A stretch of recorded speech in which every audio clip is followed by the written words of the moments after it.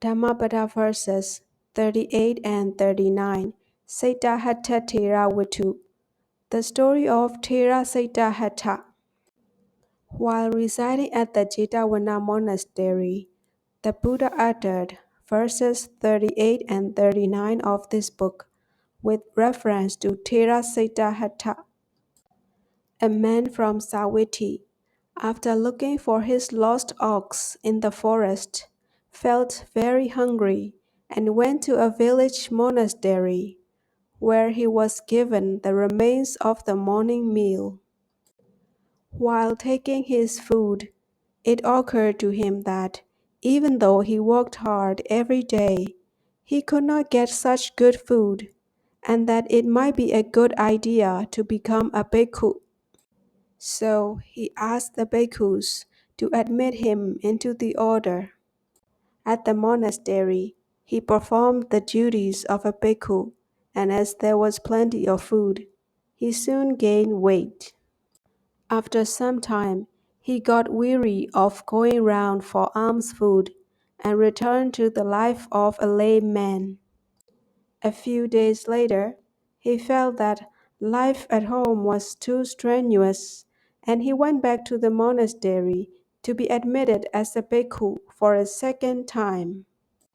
For a second time, he left the order and returned to home life. Again, he went back to the monastery for a third time and left it. This shadowing process went on for 6 times, and because he acted only according to his whims, he was known as Thera Cittahattha. While he was going back and forth between his home and the monastery, his wife became pregnant. One day, during his last day at home, he happened to enter the bedroom while his wife was asleep. She was almost naked, as the clothes she was wearing had partially fallen off. She was also snoring loudly through her nose and mouth, and saliva was trickling down her mouth. Thus, with her mouth open and her bloated stomach, she looked just like a corpse. Seeing her thus, he instantly came to perceive the impermanent and unpleasant nature of the body, and he reflected, I have been a bhikkhu for several times, and it is only because of this woman that I have not been able to remain as a bhikkhu. Hence, taking the yellow robe with him, he left his home for the monastery for the 7th time.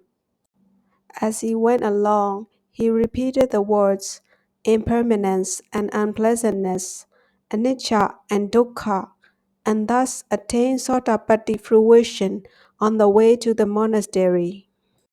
On arrival at the monastery, he asked the bhikkhus to admit him into the order. They refused and said, We cannot admit you as a bhikkhu. You have been shaving your head so often that your head is like a wedding stone. Still, he entreated them to admit him into the order just once more, and they complied. Within a few days, the Bhikkhu Cittahattha attained arhatship together with analytical insight. Other bhikkhus, seeing him staying on for a long time in the monastery, were surprised, and they asked him the reason why. To this he replied, I went home when I still had attachment in me, but now that attachment has been cut off. The bhikkhus, not believing him, approached the Buddha and reported the matter. To them, the Buddha said, Thera Cittahattha was speaking the truth. He shifted between home and monastery before, because at that time his mind was not steadfast, and he did not understand the Dhamma. But at this moment, Thera Cittahattha is already an Arhat. He has discarded both good and evil. Then the Buddha spoke in verse as follows. Verse 38. If a man's mind is unsteady, if he is ignorant of the true Dhamma, And if his faith is wavering, then his knowledge will never be perfect. Verse 39. If a man's mind is free from passion, if he is free from ill will, if he has abandoned both good and evil, and if he is vigilant, for such a man there is no danger.